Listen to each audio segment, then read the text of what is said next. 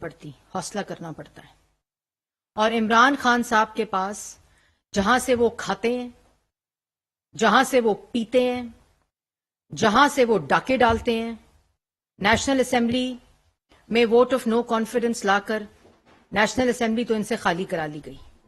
اب خیبر پختونخوا کی اسمبلی اور پنجاب کی اسمبلی جہاں سے تمام وہی لوٹنے کے کاروبار جاری ہیں، وہ اس کو توڑنے کے لیے، اس شخص کے لیے جس کا کاروبار اور روزگار اور کھانا پینا ان دو اسمبلیوں سے جڑا ہو، اس کو توڑنے کے لیے تاریخیں نہیں دینی پڑتی بلکہ عمران خان صاحب کو حوصلہ کرنا پڑتا تھا. اور آج پھر ایک تاریخ دے کر یہ ثابت کر دیا عمران خان صاحب نے کہ جس وقت ان کا اقتدار ختم ہو جائے تو سائفر کا ڈرامہ کر کے ملک کے قومی مفاد اور خارجہ پالیسی کے اوپر حملہ کر دو. جب اقتدار ختم ہو جائے تو اس وقت اپنے وزراء سے خطوط لکھوا کر آئی ایم ایف کی ڈیل جو خود دستخط کر کے سائن کی تھی اس کو سبوٹاج کرنے کی کوشش کی گئی. جب اقتدار ختم ہوا، جب کرسی سے ہٹے، تو جو 4 سال کے ڈاکے ہیں، جو 4 سال کی لوٹ مار ہے اپنی اور اپنی گھر والی کی، اور تیسری جو فرنٹ مین فرح گوگی کی، یہ شور تب سے شروع ہوا ہے. اور یہ سائفر کا شور بھی تب ہوا تھا کہ ان کو معلوم تھا کہ جب ہمارے پاس اختیار نہیں ہوگا، ہمارے پاس یہ کرسی نہیں ہوگی، اس وقت ہماری چوری پکڑی جائے گی، ڈاکے پکڑے جائیں گے، لوٹ مار پکڑی جائے گی. اور آج وہ دن آگے ہے.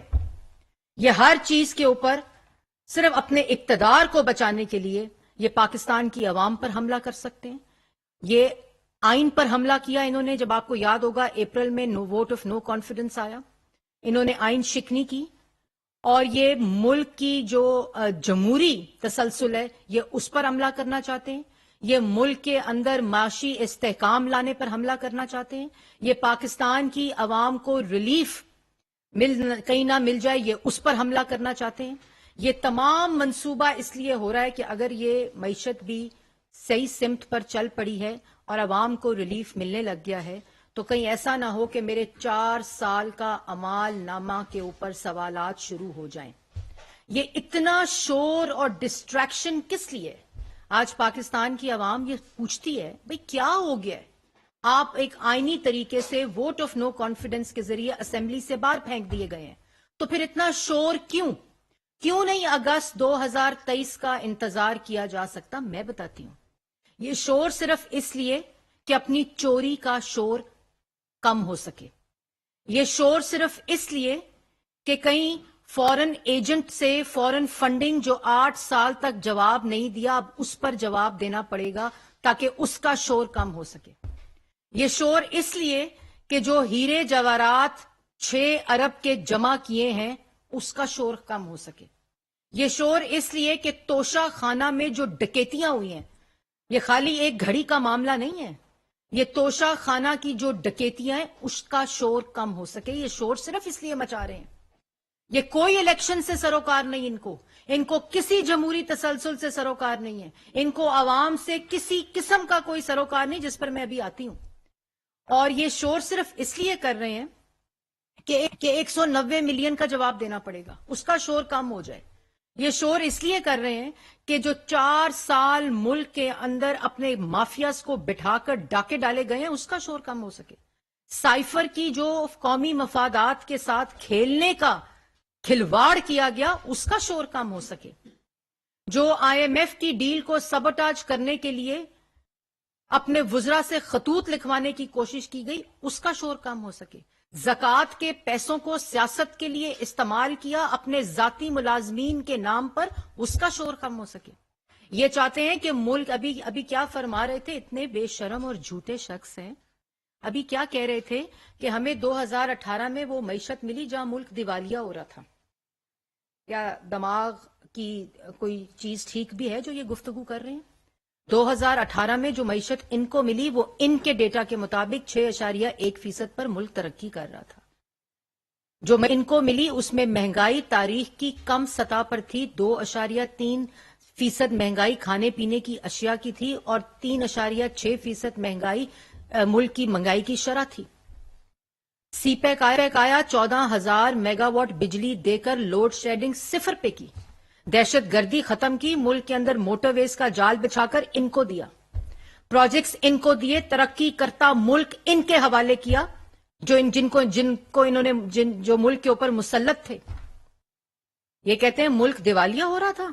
ملک کے اندر موٹر ویز، شاہراہیں، میس ٹرانزٹ، ترقی، نوجوان، یہ جو health card, prime minister youth programme, اور ملک کے اندر جو آئی ایم ایف تھا وہ پہلی دفعہ پروگرام رول بیک کمپلیٹ کر کے ختم کر کے ان کو ملک کے اندر خود مختار معیشت ان کے حوالے کی تھی۔ کہتے ہیں ملک دیوالیہ ہو رہا تھا۔ ملک میں دہشت گردی نواز شریف ختم کر گیا، معیشت کو استحکام دے کر گیا، ملک کے اندر ڈیولپمنٹ دے کر گیا، ملک کے نوجوان کو روزگار دے کر گیا، ملک کے اندر تاریخ کی سب سے کم ترین مہنگائی جو تھی اس کی سطح اس کو دے کر گیا۔ اور 2018 کو جب موصوف آئے تو موصوف نے کیا کیا؟ توشہ خانہ کی ڈکیتیاں، فورن فنڈنگ، فرنس آئل کے اوپر سارے بجلی کے چلا کر ایل این جی نے اس کا ڈیل کی، ڈکیتیاں کی، مافیاز کو بٹھا کے ڈکیتیاں کی، گھر والی سے چوری کروائی، اپنی فرنٹ مین فرا گوگی سے چوری کرائی۔ آج عمران خان صاحب نے کیوں نہیں ذکر کیا اس کیلیفورنیا کورٹ کے مقدمے کا جس کا شور ہے؟ آپ کا مطلب ہے کہ اسمبلی کو توڑنے کا شور مچا کے کیلیفورنیا کورٹ کے فیصلے کا شور جو ہے وہ کم ہو جائے گا، جو 20 دسمبر کو اسلام آباد ہائی کورٹ میں فیصلہ لگا ہوا ہے؟ آپ کو لگتا ہے کہ فورن فنڈنگ کا جو فیصلہ سیشن کورٹ میں لگا ہوا ہے، جو کہ سماعت کے لیے تیار ہو چکا ہے اور اپروو ہو چکا ہے، اس کا شور ختم ہو جائے گا؟ آپ کو لگتا ہے کہ جو 6 اربوں کی چوری آپ نے توشہ خانہ میں کی ہے، جو خانہ کعبہ کے عکس کی گھڑی تو ایک طرف، وہ تو اللہ کی توفیق نہیں تھی آپ کے پاس رہے، لیکن جو ہیرے جواہرات آپ کی بیگم لوٹ کر گئی ہے، چھپا کر گئی ہے، جس کو توشہ خانہ میں ڈکلیئر نہیں کر کے گئی، آپ کا مطلب ہے اس کا شور ختم ہو جائے گا؟ اور الزام لگاتے ہو دوسروں پر۔ آج کہتے ہیں کہ میں نے کچھ بھی نہیں کیا، میں صرف دیکھتا رہا، تماشا دیکھتا رہا، اور جنرل باجوہ سب کچھ کر رہے تھے۔ تو پھر انہی جنرل باجوہ کو کمرے میں بند کر کے ان کو ایکسٹینشن کی آفر کیوں کی تھی؟ اگر جنرل جاوید قمر باجوہ جو ہیں وہ اتنا زیادہ آپ کے بات نہیں مان رہے تھے، انہوں نے اتنا زیادہ جو آپ کے مطابق سارا کچھ این آر اوز دیے، تو آپ نے ان کو ایکسٹینشن کی آفر کیوں کی بند کمرے میں بیٹھ کر؟ کیوں کی؟ اگر آپ کے پاس اختیار نہیں تھا تو آج جو نوٹنکی کر رہے ہیں، تماشے کر رہے ہیں، تو اس وقت بتاتے عوام کو میں اسمبلی توڑنے لگا ہوں کیونکہ جنرل باجوہ جو ہیں وہ ملک کو، مجھے لوگوں کی احتساب نہیں کرنے دے رہے اور مجھے اپنا کام نہیں کرنے دے رہے، اس وقت اسمبلی توڑ دیتے۔ کیوں نہیں توڑی؟ کیونکہ آپ اسمبلیاں توڑنے کا حوصلہ نہیں رکھتے۔ اسی اسمبلیوں کی وجہ سے آپ نے اپنی چوریوں کے خلاف تحفظ لیا ہوا ہے۔ آپ کو پتا ہے کہ یہ جس دن 2 اسمبلیاں ٹوٹ گئیں تو جو خیبر پختونخوا میں 9 سال سے ڈکیتیاں اور چوریاں وہ بھی عوام کے سامنے آئیں گی، ابھی جس پر آپ نے اپنا سی ایم کے پی کے پیرا جو دے رہا ہے اس وقت۔ اور آپ کو معلوم ہے کہ پنجاب کے اندر اگر اسمبلی ٹوٹ گئی تو اب اے ٹی ایمز تو پاس ہے نہیں، تو خرچہ کون اٹھائے گا گھر کا، بنی گالا کے کچن کا؟ خرچہ کون اٹھائے گا ان جلسوں کا، اسکرینوں کا؟ فورن فنڈنگ موجود ہے آپ کے پاس، پاکستان کی عوام کو پتا ہے کہ جس کے ذریعے آپ ملک میں یہ انتشار، فساد اور تقسیم کی سیاست کرتے ہیں، یہ سب عوام کو پتا ہے اب۔ اور دوسری بات، جب 2018 میں آپ کو یہ معیشت ملی جس کو آپ کہہ رہے ہیں دیوالیہ ہوا تھا، تو آپ نے اس معیشت کے ساتھ کیا کیا؟ اپریل 2022 میں جو معیشت 6.1% پر ترقی کر رہی تھی، وہ آپ کے 2.5 سال 3 سال منفی 0.1 پر گئی تھی، آپ کے اعمال اور آپ کی کرتوتوں کی وجہ سے۔ مہنگائی جو تھی وہ آپ 18% چھوڑ کر گئے تھے عمران خان صاحب۔ ملک کی تاریخ کا بلند ترین قرضہ 44,000 ارب روپیہ آپ ملک کو اس میں ڈبو کر گئے تھے۔ ملک کے اندر جو زیرو لوڈ شیڈنگ تھی، جب ہم آئے تو 13 پلانٹس بند پڑے تھے۔ آپ نے مرمت، مینٹیننس نہیں کی ہوئی تھی ان کی، جن کی وجہ سے ملک میں 8-8 9 گھنٹے لوڈ شیڈنگ تھی، جو ملک ہم آپ کو دے گئے تھے لوڈ شیڈنگ کے بغیر۔ صنعت جو کام کر رہی تھی، ترقی کر رہی تھی، ملک ترقی کر رہا تھا، سی پیک کو بند کر دیا، خارجہ پالیسی کو بند کر دیا، ہر چیز کے اوپر حملہ کیا۔ 4 سال کیونکہ آپ نے فورن فنڈنگ کا اس فورن ایجنٹ نے کمپلائنس دینی تھی. آج پاکستان کی عوام کو بتاتے اور کون سے ایک کیس بتائیں مریم نواز نے کسی نیب کی امینڈمنٹ سے فائدہ نہیں اٹھایا. انہوں نے اسلام آباد ہائی کورٹ میں میرٹ کے اوپر جو ہیئرنگ تھی اس کے اوپر اسلام آباد ہائی کورٹ نے فیصلہ دیا ہے کیونکہ تم نے 4 سال کوئی ایسا موقع نہیں جانے دیا کہ یہ تم نے اس خاتون کو جیلوں میں نہ ڈالا ہو, سزائے موت کی چکیوں میں نہ ڈالا ہو, کیونکہ آپ ان کے خوف میں مبتلا تھے. شہباز شریف پر الزام لگاتے ہیں تو 4 سال پوچھے نا عوام ان سے پوچھے کہ آج کرسی پر بیٹھ کر جو ڈرامہ کرتے ہیں, روز ایک ہی کیسٹ چلاتے ہیں, ایک ہی تقریر کرتے ہیں, تو پاکستان کی عوام آج پوچھتی ہے آپ سے کہ شہباز شریف صاحب پر جو آپ کہتے ہیں کہ انہوں نے چوری کی اور ملک کا پیسہ باہر بھیجا ہے اور منی لانڈرنگ کی ہے, آج بھی یہ فرما رہے تھے. تو عوام ان سے یہ سوال پوچھتی ہے کہ آپ نے ایف آئی اے کے ڈی جی کو بلا کر باتھ روم میں بند کیا وزیر اعظم ہاؤس میں, آپ نے نیب کے چیئرمین کی ویڈیو لے کر اس کو بلیک میل کر کے سب کو جیلوں میں ڈالا, آپ نے طیبہ گل کو پی ایم ہاؤس میں اغوا کر کے رکھا, آپ نے ایف آئی اے کو اپنا ملازم بنایا, آپ نے نیب کو اپنا ملازم بنایا, آپ نے اینٹی کرپشن کو اپنا ملازم بنایا, آپ نے اپنی تمام ریاستی طاقت کو استعمال کرتے ہوئے asset recovery unit prime minister house میں بنایا, جس میں شہزاد اکبر کو آپ نے وہاں بٹھا کر سیاسی انتقام کا پورا منصوبہ بنایا, جو ایک ایک کر کے پاکستان کی عوام کے سامنے آیا, چاہے وہ نیشنل کرائم ایجنسی ہو, چاہے وہ ایف آئی اے, چاہے وہ نیب, چاہے وہ پاکستان کی کورٹس کے فیصلے ہوں, چاہے وہ ڈیلی میل کا فیصلہ ہو, لندن ہائی کورٹ کا فیصلہ ہو. کہاں گیا وہ صاف پانی, گندا نالا, آشیانہ, منی لانڈرنگ کر دیجیے, آج پیسے کھا کے بعد پھینک چلے گئے کدھر, تو کیوں نہیں لائے پاکستان کی عوام کے سامنے؟ ہر چیز آپ کے پاس اختیار موجود تھا, اور پھر جب 2022 میں اپریل میں آپ نے ملک کا دیوالیہ کیا, ملک کو دیوالیے کے پورا بندوبست اور منصوبہ کر کے گئے کہ جو 4 سال کا انفینشڈ ایجنڈا ہے وہ میں پورا کرتا جاؤں, جب آپ کو پتا تھا کہ نو کانفیڈنس جو تھا وہ کامیاب ہو رہا ہے. اور اسی وقت آپ نے جنرل باجوہ کو کمرے میں بلا کر ان کو آفر دی تا حیات ایکسٹینشن کی. آپ نے آئین شکنی کی, آئین توڑا. آپ نے آئین شکنی اسپیکر سے کرائی, ڈپٹی اسپیکر سے کرائی, اپنے وزراء سے کرائی. بتائیں نا عوام کو. اور آج یہ باتیں کرتے ہیں آپ, صرف اس لیے 1 پوائنٹ ایجنڈا ہے کہ این آر او مل جائے. شور صرف اس لیے کہ اپنی ڈکیتیوں اور اپنی چوری اور اپنی کرپشن کا, اپنے گھر والے کی چوری اور ڈاکوں کا شور کم ہو جائے, کشمیر کے سودے کا شور کم ہو جائے, ملک کی ترقی کو روکنے کا شور کم ہو جائے. اس لیے حملہ آور ہوئے ہیں, اس لیے اسمبلیوں کو توڑنے کی بات کرتے ہیں. تو توڑتے ہیں نا اسمبلی. آج تاریخ کا کیا مطلب ہے؟ آج اسمبلی توڑتے اور بتاتے پاکستان کی عوام کو کہ میں نے اسمبلی توڑ دیا. کس چیز کا انتظار کر رہے ہیں؟